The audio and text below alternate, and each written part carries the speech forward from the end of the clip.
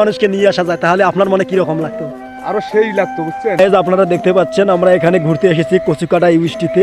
আর কি রকমের কত ডিজাইনের এখানে ছবি তুলতেছে, আপনারা দেখলে একেবারে অবাক হয়ে যাবেন। এই জায়গার যে বর্তমান দৃশ্যটা, এটা হচ্ছে আমাদের উত্তর জেলা নীলফামারীর কচুকাটা বাজারের কচুকাটা ব্রিজ পার হয়ে সাথে যে ইউনিভার্সিটি, এখানে আসলে আপনারা দেখতে পারবেন অনেক সুন্দর একটি মনোমুগ্ধকর পরিবেশ। আর এই হচ্ছে ঘরটা, উল্লেখযোগ্য ঘর কচুকাটা ইউনিভার্সিটির।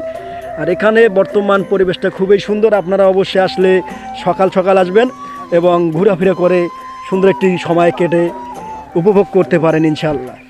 কি বলেন, পরিবেশটা কি রকম লাগতেছে? সেই পরিবেশ সেই পরিবেশ না? আমার ভাতিজা রাজু কি রকম লাগতেছে? এরকম স্বাদ হয় না আর। আচ্ছা আচ্ছা, আমি জলঢাকা থানায় অনেক জায়গায় ঘুরছি, কিন্তু এরকম মনোবদ্ধ পরিবেশ বাচ্চা সুন্দর শৃঙ্খলা নিয়ম কারণ সবকিছু হচ্ছে এখানে অনেক ভালো লাগতেছে আমাকে ঘুরতে এসে।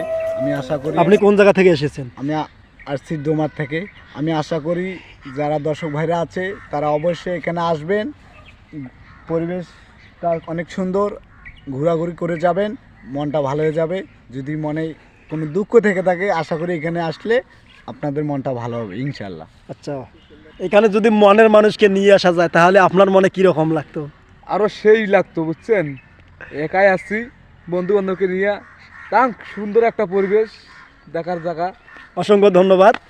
তো একাই এসেছে, মনের মানুষ আসতে পারে নাই, তারপরও অনেক সুন্দর একটা পরিবেশ। তো সবাইকে সুস্বাগতম জানিয়ে আমার ভিডিওটা এখানে শেষ করছি। আল্লাহ হাফেজ।